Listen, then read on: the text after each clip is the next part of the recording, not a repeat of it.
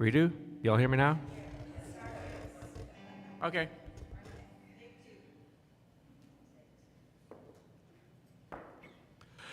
I was born by the river in a little old tent, and just like that river, I've been running ever since. It's been a long time coming, but I know change gonna come.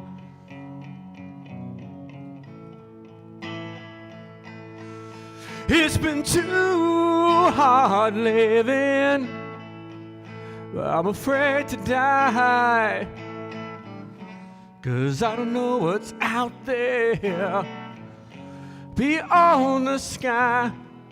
It's been a long time coming, but I know change gonna come.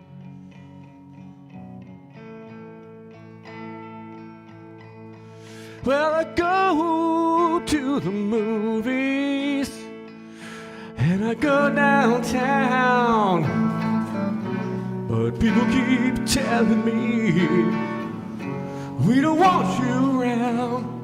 It's been a long time coming, but I know change gonna come.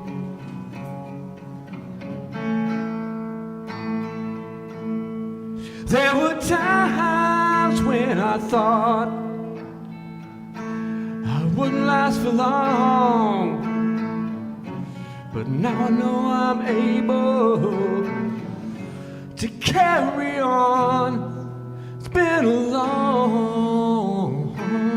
long time coming, but I know change gonna come.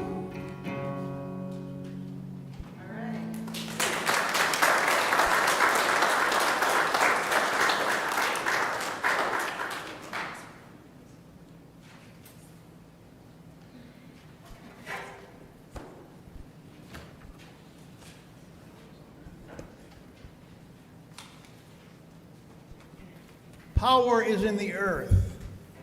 It is in your relationship to the earth. I am not afraid of our future. I'm afraid we will forget who we are. To resist is not just to say no, it is to build, to love this land fiercely, to plant seeds where others drop bombs, to teach our children the names of rivers, in the Gulf of Mexico, I might add. To speak to the water as if it listens, because it does. Resistance is rooted in memory, in responsibility, in knowing that we are not just fighting against something, we are fighting for something older than empire, the sacred, the living, the possible. Please rise in body or spirit and join us in singing our first hymn, This Little Light of Mine.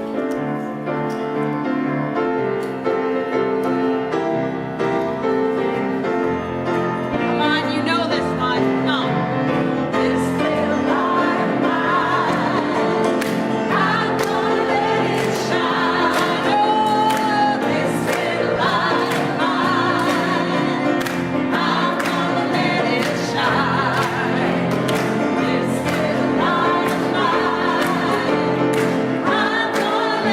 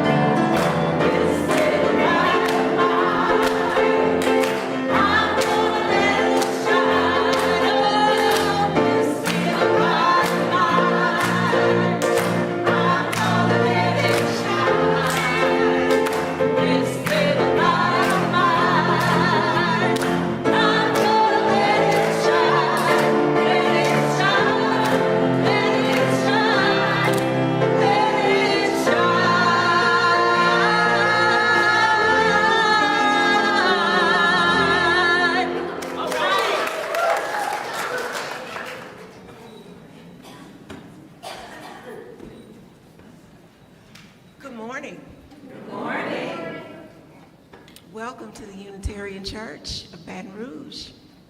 Bienvenidos. We're so glad to see you this morning.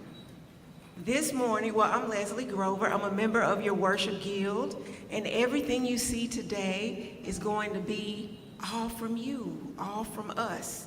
This is our annual YIMUU service, and it's going to feature our very own members of this community, and they're going to talk about moments of sacred resistance. And I would guess that most of us think that we might have a need for resistance of certain things in this political environment. I'm not going to get into that. It's already been gotten way into. Let's go ahead and release the files. Okay, anyway, so just a few basic announcements this morning.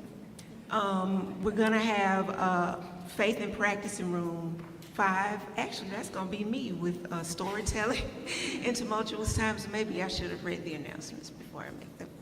Also, we're going to have Faith and Exploration in Room 6, and Faith and Action in Room 7 is actually off this week. Also this Sunday, Trans UU, Living and Loving Others Amid Gender Spectrum, that's going to be from 1 to 2:30 p.m., and that's going to be a discussion. Also, we have something else that's coming up August the 2nd. I need a little help. Deshara, can you help me? Help us out, sister. Give Deshara a hand.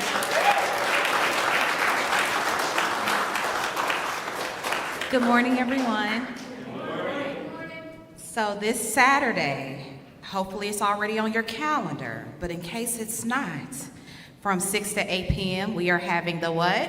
Auction. The auction, that's right. So doors open at 5:30. Come on, dressed in your favorite gear. So that could be 60s, 80s. You can dress futuristically or your favorite Back to the Future character, okay? Or you could come as you are. But it's a little more fun when you get dressed up, right? So first off, thank you for those that have already donated. We appreciate you. Today is the last day if you have any items to donate. So hopefully you all have something, and if you do, you can take it to the church office and put it on the conference room table. Then myself and the team will be putting it in for you. But if you put it in too, thank you in advance, okay? If you all have any questions or have had some difficulty uploading, we have a table outside. We are happy to assist you today, okay? So Saturday, 6 p.m., right here. We can't wait to see you. Thank you.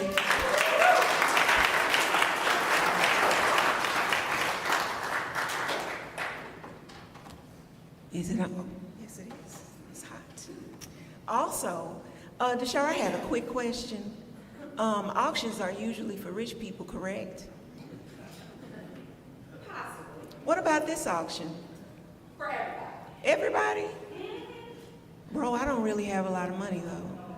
Come as you are. I come as I am? What if I just have $1? We will accept that as well. Okay. And what gets us in the door, Bill? Or a smile. Oh, okay. I'm just checking. So that's the auction. Also, after the auction, you know, we're going to be great. We're going to have an amazing time. So you're probably going to want to come Sunday, August the 3rd for the gospel service.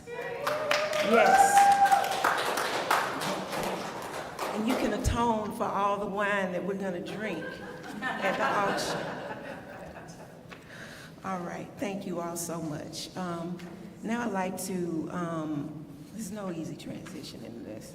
I'd like to invite you into a moment of meditation and prayer. I'll invite you to get comfortable in your body. And I'm going to invoke the words of my ancestors as we begin this morning's prayer. Father, I stretch my hands to thee, no other help I know. If thou withdraw thyself from me, oh, whither shall I go?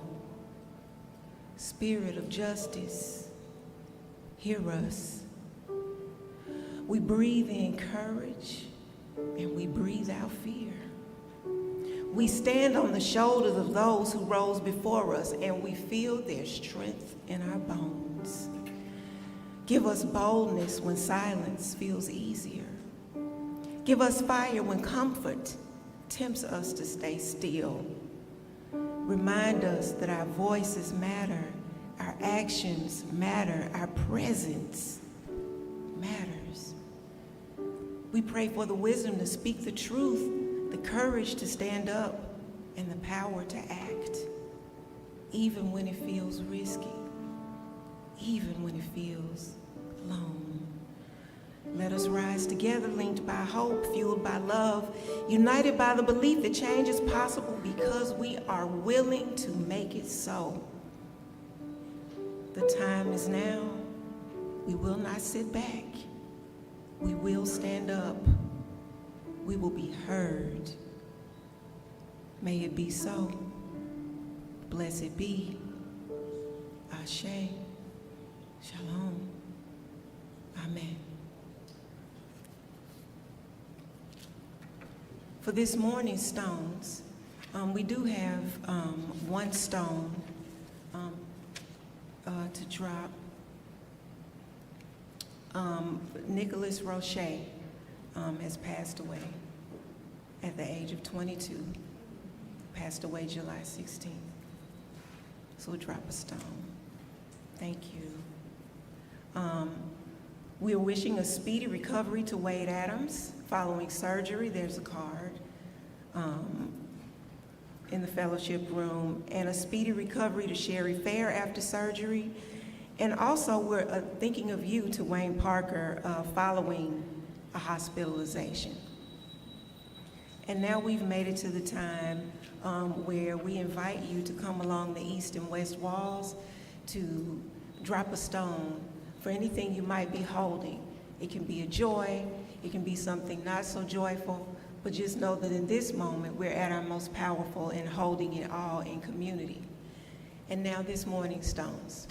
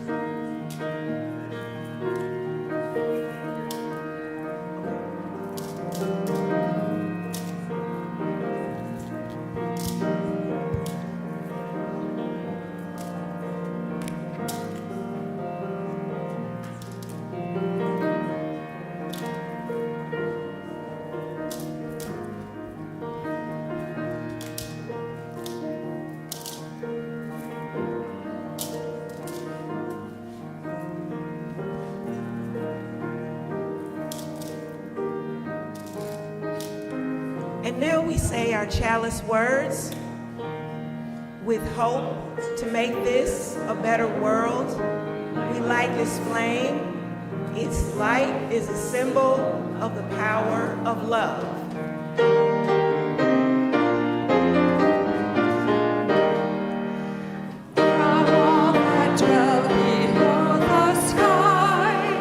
Let songs of hope and faith arise.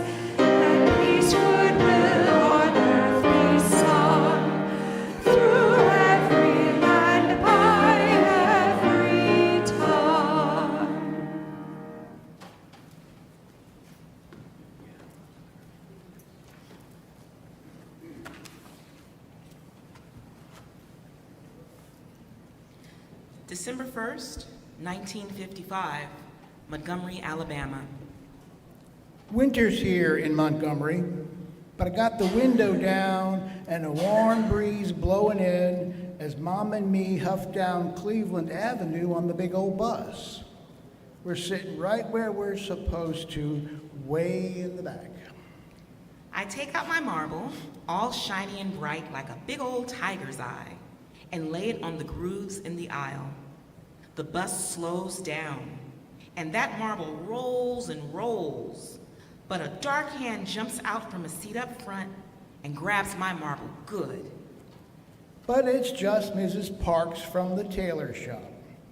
She looks back, smiling, flings a wink at me, and sets that marble back in its groove.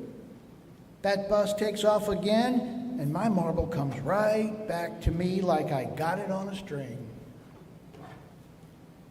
The bus slams to a stop, doors slinging open, and people piling on, all crammed in like lima beans.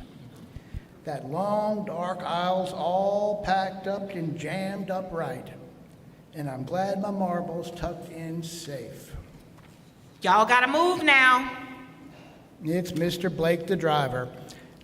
I can see him because I can't see him because all those people are jammed up, but I know that growly old voice. Some folks get up, new ones sit down, but that old bus is just sitting there stopped. Why ain't we going, Mama? I say all soft. Hush, child, she says. I hear Mama's crinkled up something's wrong voice. And I do hush. Somebody's talking back, but I can't hear the words. Just Mr. Blake saying, I'm gonna call the police now. We sit and sit. No place, no going, no place.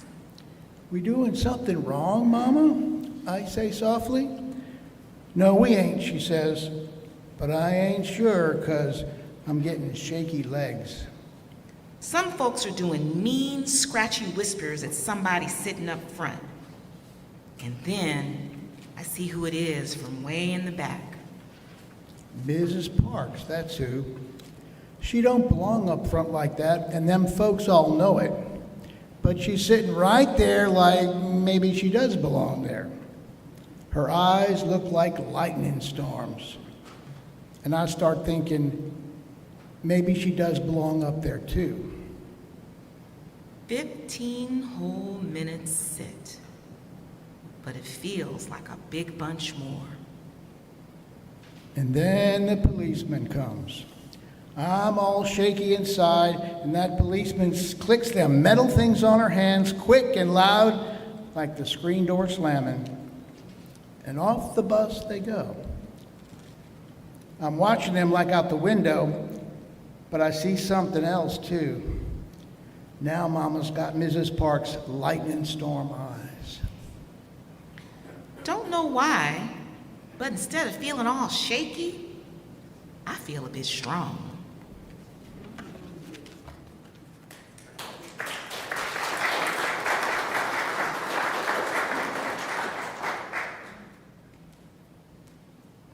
And y'all do know that this is the 70th anniversary of the Montgomery boycott. And we also know that Baton Rouge did it first in, I believe, 1953, the summer of 1953? Okay, just putting it out there. Baton Rouge, we gotta start hyping up our civil rights resistance a little bit more. We are a city of resistors. It's in the soil, and it's certainly in this congregation. And speaking of resistance and support in this congregation, our offering is now here. And this month's offering is going to be shared with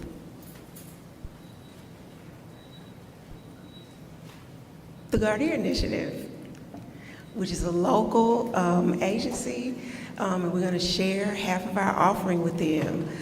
Visitors, there's no obligation to give. We're practicing our giving and support in this congregation, but should you so feel moved, you are more than welcome so to do. And now this morning's offering will be humbly and gratefully given and received.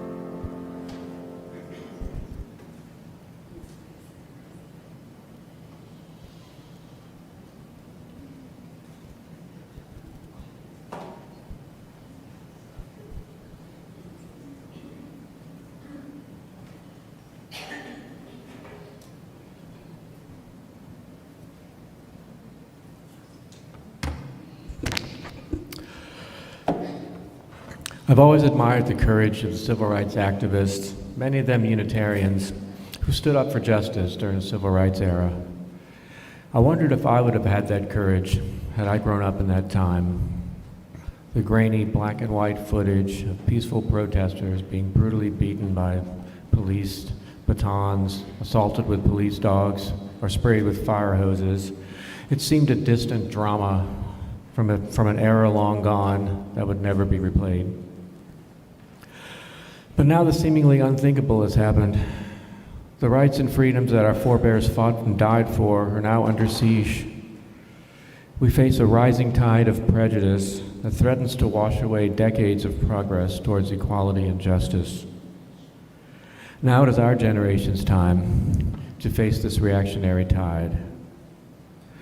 In my early 20s, I was heavily influenced by the great Noam Chomsky. One of his works, Necessary Illusions, helped inspire this song. Though written around 3 decades ago, the words, sadly, ring very true today. The first verse speaks to the fragility of freedom in a world blinded by deception. The second verse expresses both hope and resistance. It is a call to act in defense of freedom and fairness. As such, I think it is a fitting anthem for our troubled time.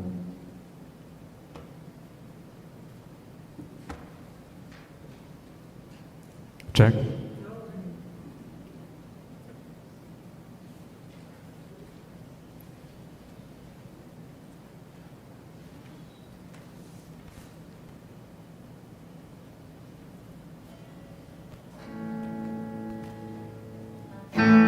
Here we are, adrift on an ocean, gazing afar. The waves are rising higher. Can we stem the tide of hatred and autocracy when we live in a world of lies? Illusions they call necessary. Will the nightmare end? Or will our children pay for the sins of greed's invisible hand? Take a look at yourself. We all have a role to play in building a better world.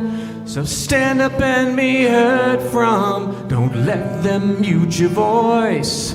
Sharing is the only way to redress inequities. So let us all join hands now and build a world of peace.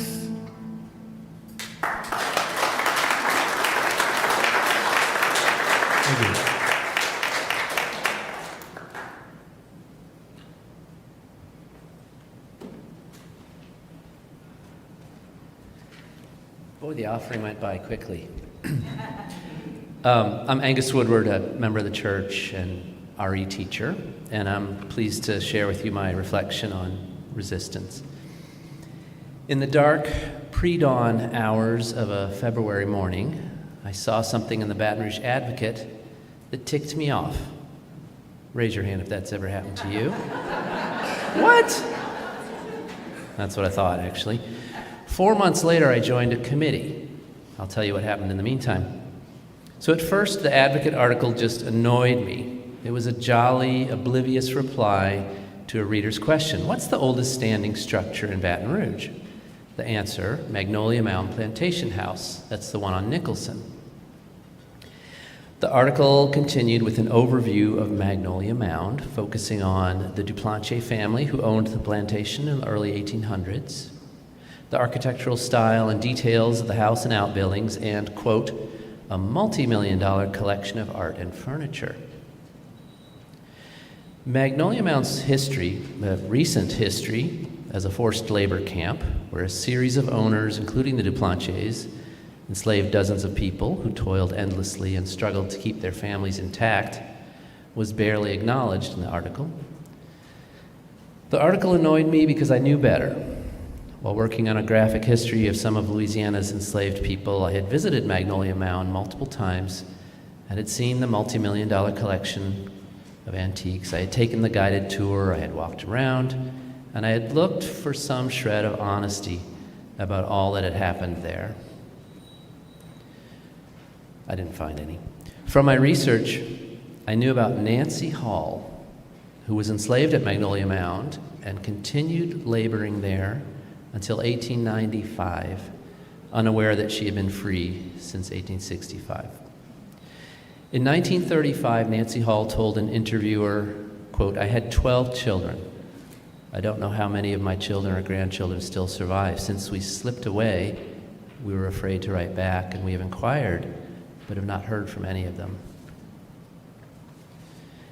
At the end of this Advocate article, Magnolia Mound's special facility manager was quoted.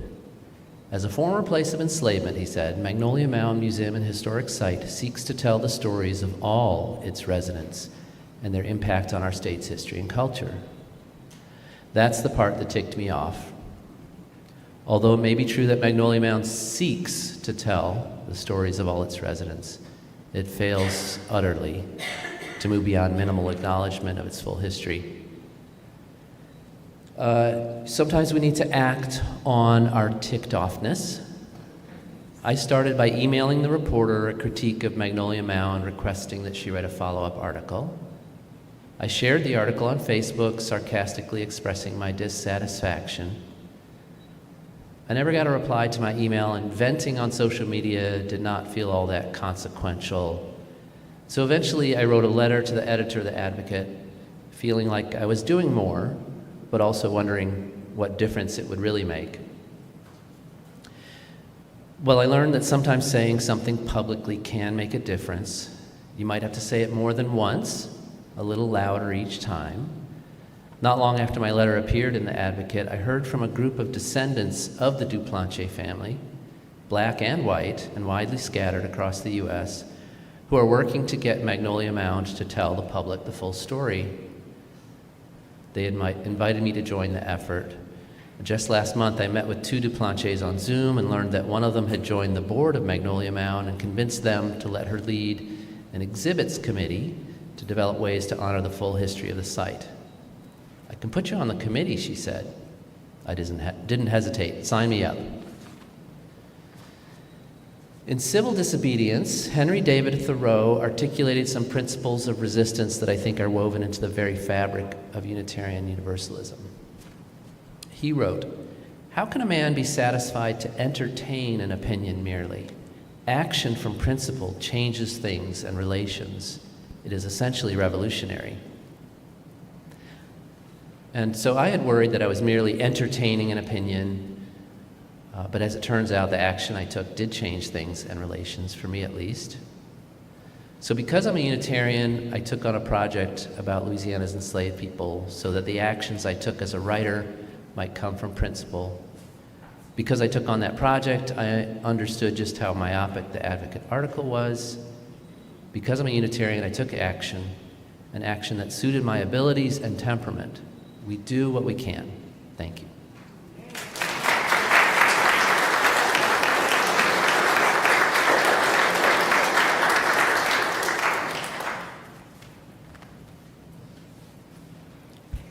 You were not expected to aspire to excellence. You were expected to make peace with mediocrity. But I tell you now, take no one's word for anything, not even mine. Trust your experience. Know where you come from. Because if you know that, if you truly know the depth, the courage, and the beauty of your history, there is no limit to where you can go.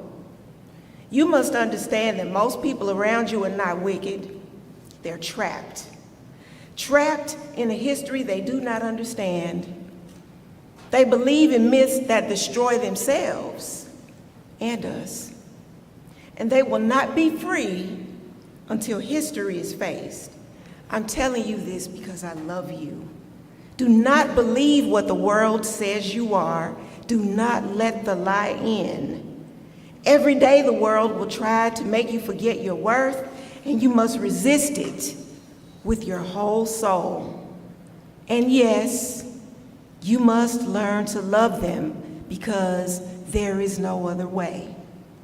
Love is not weakness. Love is not silence. Love is the act of telling the truth and holding the door open anyway.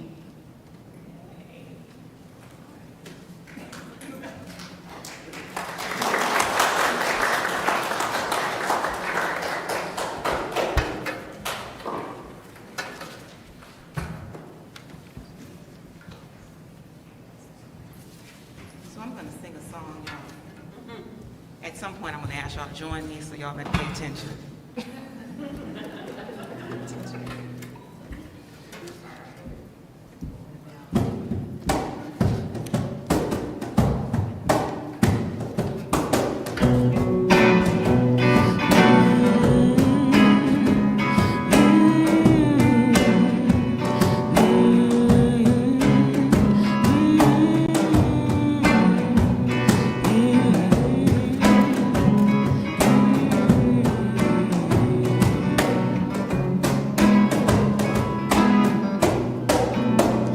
Inside my head there lives a dream that I want to see in the sun.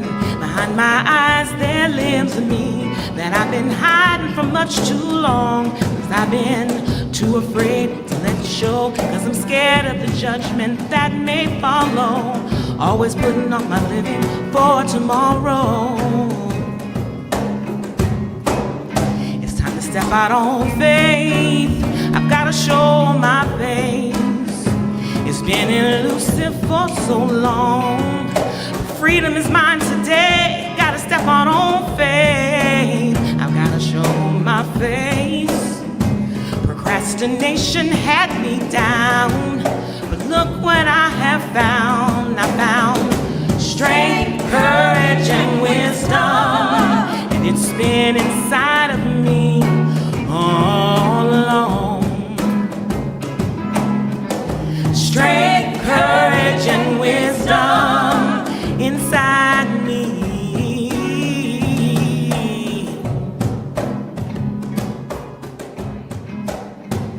Behind my pride there lives a me that knows humility. Inside my voice there is a soul, and in my soul there is a voice. But I've been too afraid to make a choice, cause I'm scared of the things that I might be missing. Running too fast to stop to listen.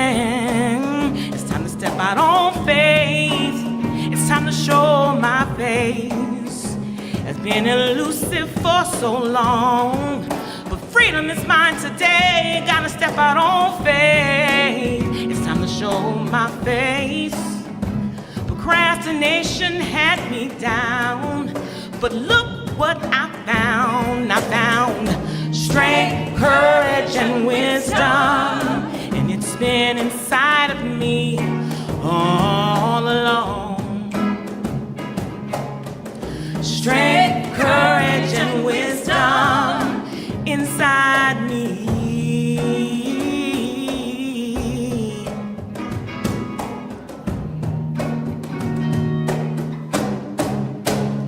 I close my eyes and I think of all the things that I want to see. 'Cause I know now that I've opened up my heart, I know anything I want can be. So let it be. So let it be. So let it be. So let it be. So let it be. So let it be. Strength, courage, and wisdom, and it's been inside of me all along, yeah. Strength, courage, and wisdom, it's been inside of me all along. Help me sing it, y'all. Strength, courage, and wisdom I found, yeah. One more time, y'all. Strength, courage, and wisdom inside me. Yeah, yeah, yeah. All right.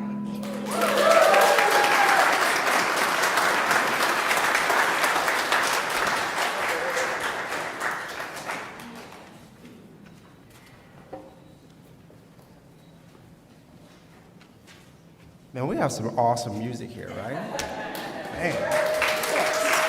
Yes. All right. Good morning, everyone. My name is Dylan Schutz, and I teach religious education for the teens here at the church. When Dr. Grover first texted me about speaking at this service, I was reading Dr. King's quote about condemning riots, and the situation in LA had me ready to burn a police car. Needless to say, I didn't feel like the best person to speak on this topic, but with some time and introspection, I found a story to tell. The proudest I've ever been to break the law was the spring of 2019. I was still teaching in Fort Worth, and that was my first year with a 7th grade class. They had an accelerated schedule because they would be the first group to get high school credit for taking biology in their 8th grade year. This meant that they had to learn all of the 7th and 8th grade curriculum in 1 year, which also meant I had to teach organ systems for the first time. Now, before 2020 in the state of Texas, teaching sex ed wasn't exactly legal.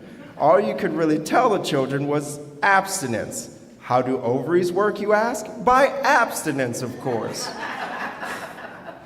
When the day came to teach the reproductive system, I gave all the kids a few sticky notes and had them write out any questions they might have about sex, sex organs, and fetal development.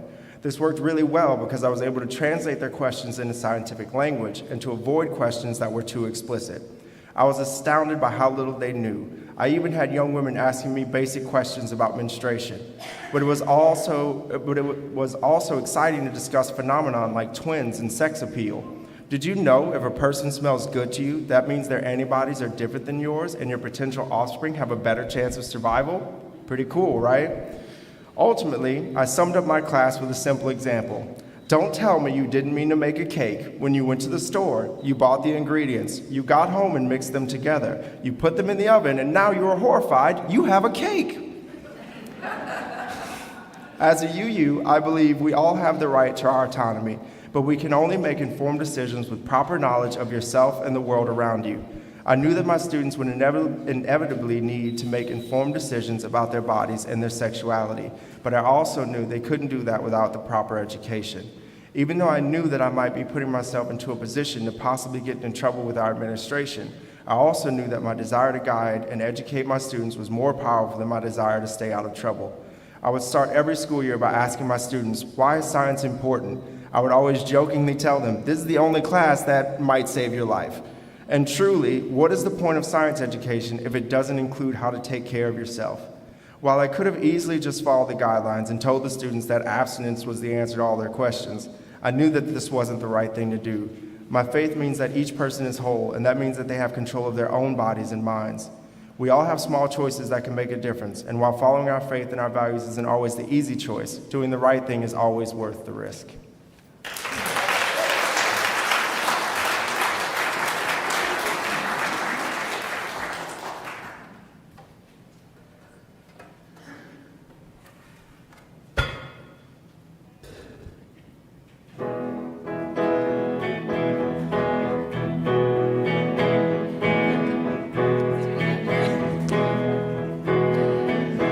Think of your fellow man, lend him a helping hand, put a little love in your heart.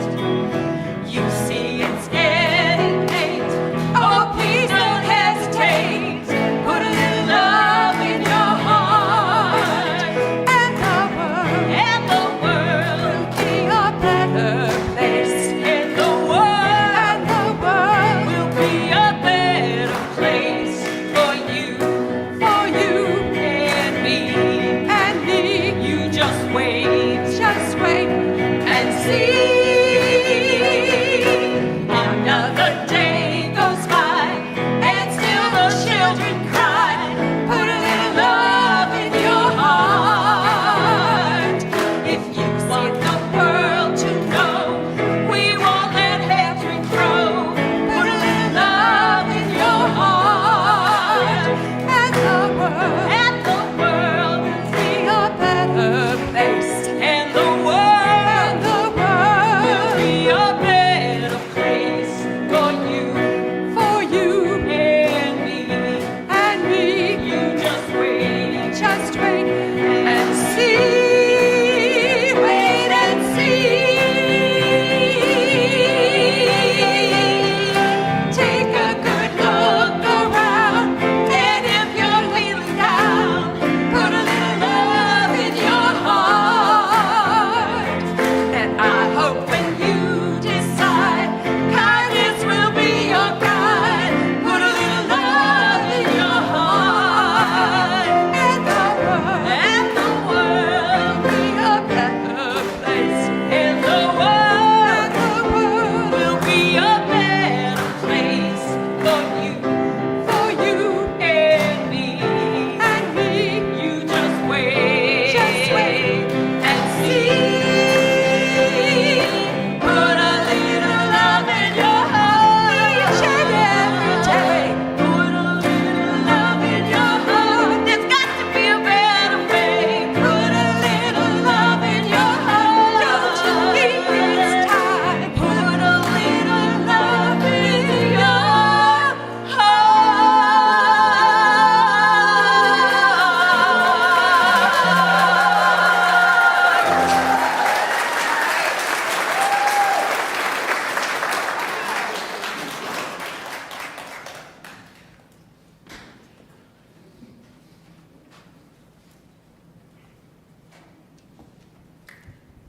My name is Joan Hunt, and I'm a member of the Unitarian Church of Baton Rouge. My accent identifies me as being from the rural South. I also have a speech impediment. When I was little, I sounded like I was from the Bronx. I called a handbag a poise, and I called a winged creature a Boyd. With assistance, I learned to say those words in a more recognizable manner. Two words still defeat me. One is well, which I use to describe an apparatus that draws liquid from the ground, and also for that huge mammal that plows through the ocean. The other word is shall, which I use for what Sally sells by the seashore, and also for that mandatory word used in laws such as, you shall not bear false witness. As an attorney, that latter mispronunciation is particularly challenging. I began my legal career in the public sector, working first at the Department of Corrections, harsh, but I learned a lot. I moved upstream to state hospitals, then to social services, also harsh, also learned a lot. When I landed at the Department of Education, I brought a concern for incarcerated children, children in detention centers, homeless children, migrant children, children in foster care, and children with special needs. I was gratified to find colleagues that were committed to the education of all children. With each new state superintendent, some Democrats, some Republicans, and at least one independent, I mentioned my shell issue, perhaps secretly hoping that one of them would say, "I can fix that." What they actually said was some variation of, "Oh, that's okay." I worked well there for many years. The legal team was not political. We researched the law and accurately shared our findings. We represented the state at legal proceedings. Up until the latest administration, that was good. Soon, we were hearing comments like, "There are too many liberals in this building," and "Stop saying diversity." Soon, the sword of Damocles was hanging over a lot of our heads. Soon, people were losing their jobs. I knew I had a target on my back even before they started attacking me personally and professionally.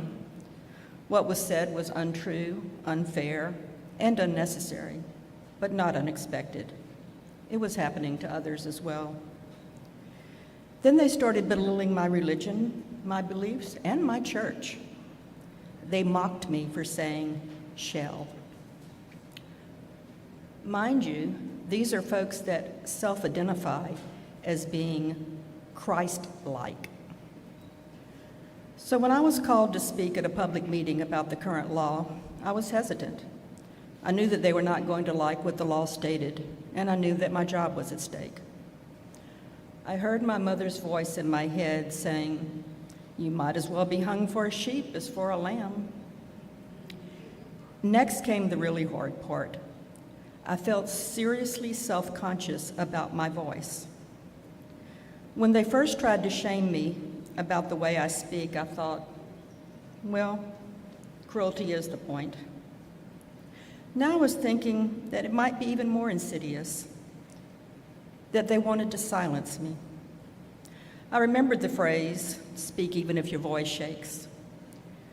To that I add, "Speak even if you lisp, or stammer, or stutter. Speak even if you mispronounce words. Speak knowing that your thoughts are highly unlikely to change the thoughts of the listeners. Speak because not speaking really does signal complicity. Be brave. Speak."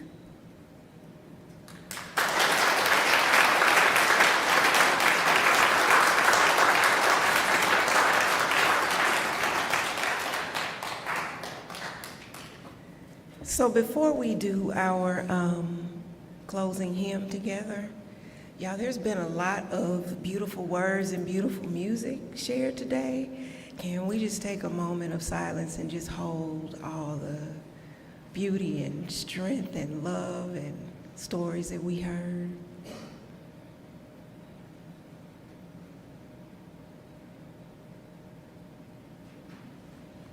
And now can we just give it up for everybody that did such a great job, our speakers, our musicians.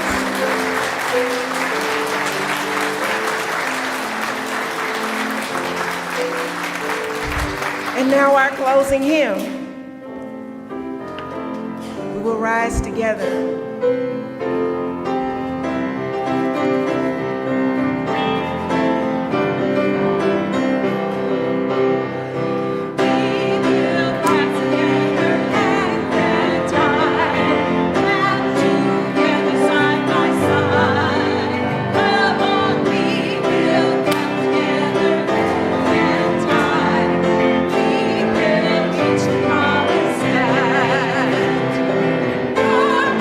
Friend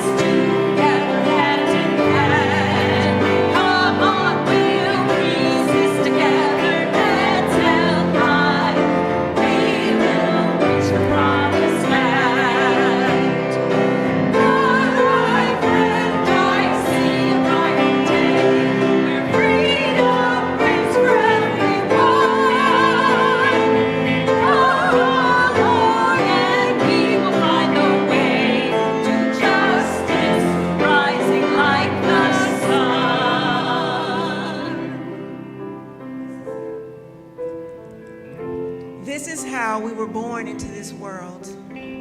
Sky, sun, moon, earth, all of us struggling to survive. We are still America. We know the rumors of our demise. We spit them out. They die soon. We are the believers. We are the keepers of the dawn. And we remember when every prayer was part song, part medicine, part dance towards survival. So don't lose heart. We're still here, still singing, still dancing, still telling the stories that matter. And y'all, all of our stories matter, no matter what. May it be so. Blessed be. Ashe. Go in peace. Amen.